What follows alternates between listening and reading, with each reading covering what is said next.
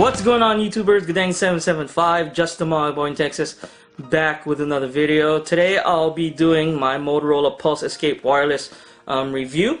Okay, I've had a long time to spend with this because I was sick all year last year.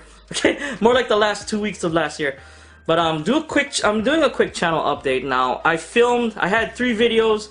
I filmed 3 videos that were ready to go last year before the end of the year. But my hard drive, okay, that I was editing off of, my little SanDisk hard drive here, for some reason all the footage got corrupted and that footage became no more. So this is the first part of the reshoot, so I'm terribly sorry that my SSD here, I bought this 480 gig SSD quite a while ago, okay? I think before I built Project Snowblind, so I'm pretty sure the 1 year thing is gone. I don't know how the warranty, I'm gonna try and get warranty, but pretty much all my data that was on here is basically what I used to edit my edit my footage, my 4K footage and whatnot on. But yeah, so I'm doing reshoots, and this is the first one. But Motorola Pulse Escape Plus. Well, first off, before I stop, Xbox fans, here's for you.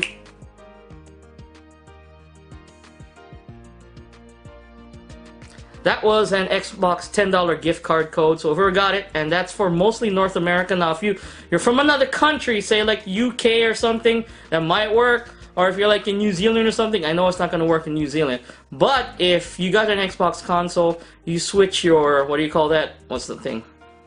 Your home settings, say like your country, you can switch it over like a few times during the year. If you want to go ahead and try that, try it to see if it works. But because I know Xbox codes are regional now, which is kind of weird. It should be universal. But besides the point, that's beside the point, okay? Good luck to whoever wins. Please let me know in the comments down below, whoever gets that code.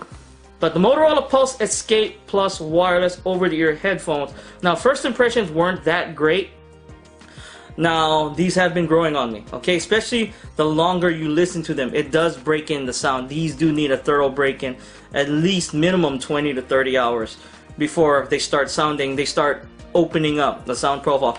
As a matter of fact, let's go ahead and talk about the sound profile. Usually, I talk about the sound later on, but let's talk about the sound, the most important quality, okay?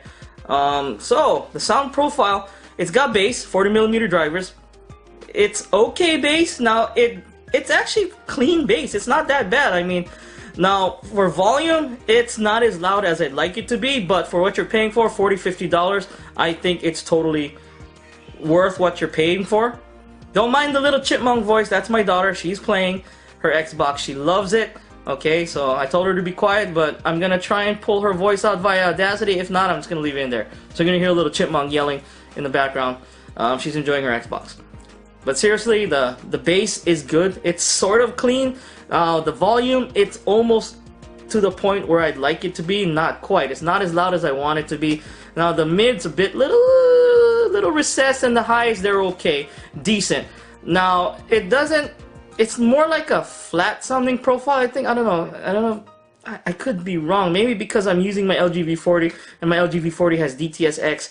I haven't listened to it without DTS:X. I haven't turned it off because I'm just so spoiled using DTS:X, listening to all my sound. But because I know you turn off DTS:X on the LG V40, the sound quality changes. And when I use DTS:X, I got the sounds coming in from the side. You can either have it wide, yeah, and coming from the front or from the sides. But mine is from the side. That's how I'm listening to them right now, and they sound good. After the first 20–30 hours, these things, the sound profile did open up a little bit, got a little bit louder. Because when I first listened to them, they weren't that great, in my opinion. They weren't that great.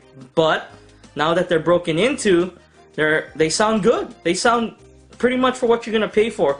I'd say if I had to rank them like sound quality and sound volume, they're right up there with the Awesome ANC8. Okay, very similar. Now, Awesome ANC8 is slightly cleaner sound, but for $40–50, they're about the same price. It's decent for what you pay for. So, 1 being absolute garbage, and 5 being the best thing ever since the day I was born. For sound quality, I have to give this a 3.5 out of 5. It's good. It's not great, but it's good. Now, the build quality. This is the whole reason why I bought this headset. Actually, one of the what you call that features that this headphone has. I'm gonna save that for last. But let's talk about the build quality. Build quality, it's fairly plasticky, and the grip on your ears is quite tight. Now that would make this ideal for running, working out, because it grips your head. You don't want a headset to, what do you call that, be loose and not heavy when you're working out. Well, this is very light, okay? It's very light. But when this is on your head, it grips your head, okay? So it's very little chance of it falling off your head. And you just adjust a little bit, and so it does squeeze. And I have a medium-sized head, so if you got a big head, this is gonna squeeze your head fairly tight. Okay. The ear cups, they're okay. They're soft, but they're circular. Okay. And you're gonna feel them after an hour wearing yours. You're gonna feel them. You're gonna develop pressure points. You're gonna feel like when you take them off after an hour, you're gonna be a little like ooh, it's gonna be a little tender, you know, I guess, and it's gonna be hot. But if you're working out, these would be great. I don't recommend this for casual listening because they do squeeze your head, and they're made for what do you call that? I pretty much think just on the go. That's pretty much it. I use this when I went to the running park. Here's a few pictures that I did take outside.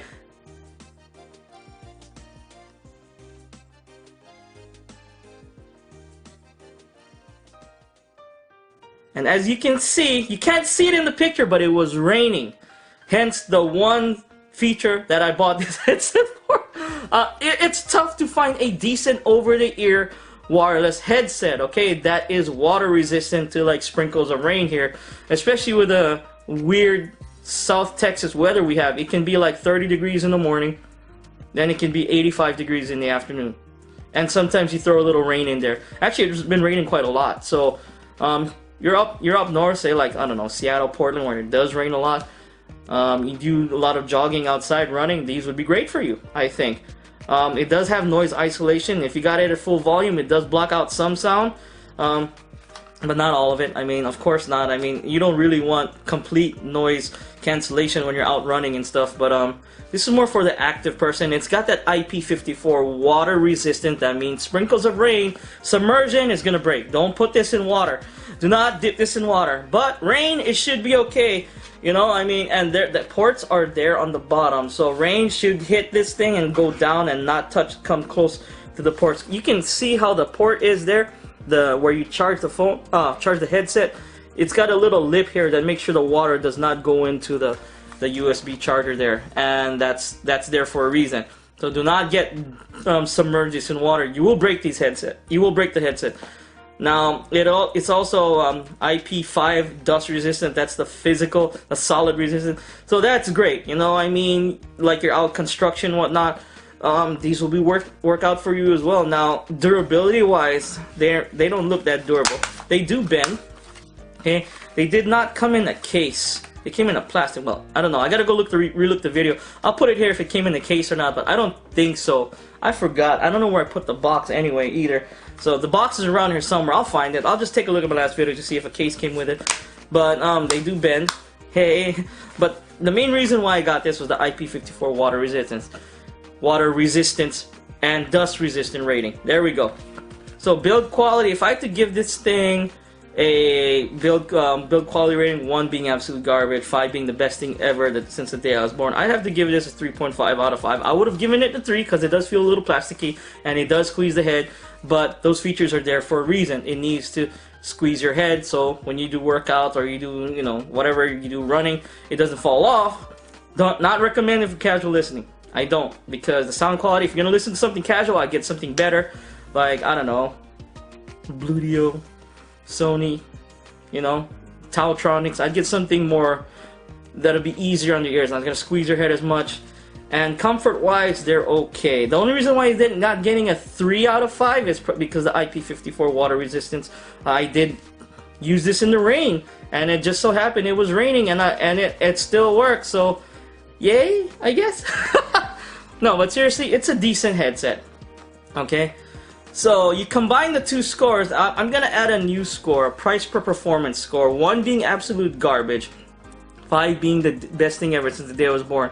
If I had to say price per performance, this would be a 3.5 out of 5. Kind of averages out 3.5.